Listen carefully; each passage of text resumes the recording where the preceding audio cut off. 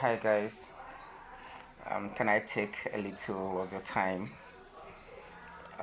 I want to speak to the youth out there, especially our young boys and girls.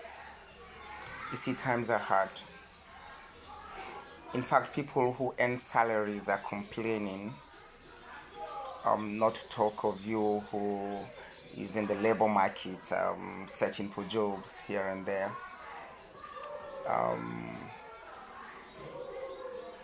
This is a call.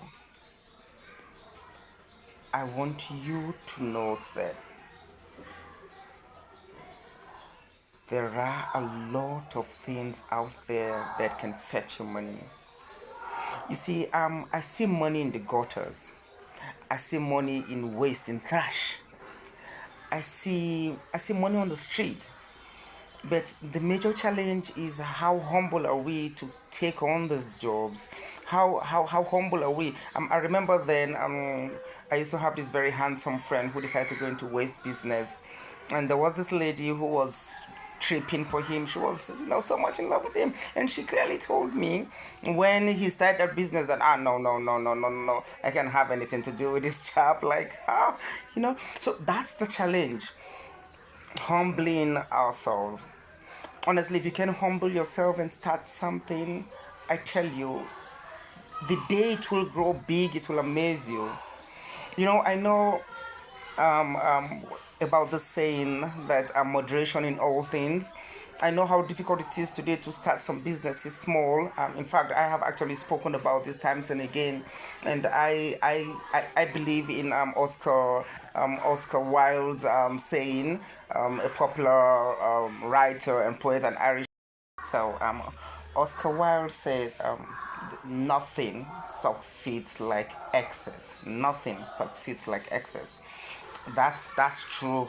That's really true. I remember this very well. But I also want to draw this saying to your attention. Remember, fortune favors the bold. Fortune favors the bold. So if today there are platforms that allows you to start small, before now, I would always tell people that there isn't anything like actually starting small without nothing, because you even need transportation to get to where you need to go to. You need at least a little bit of comfort to think positively.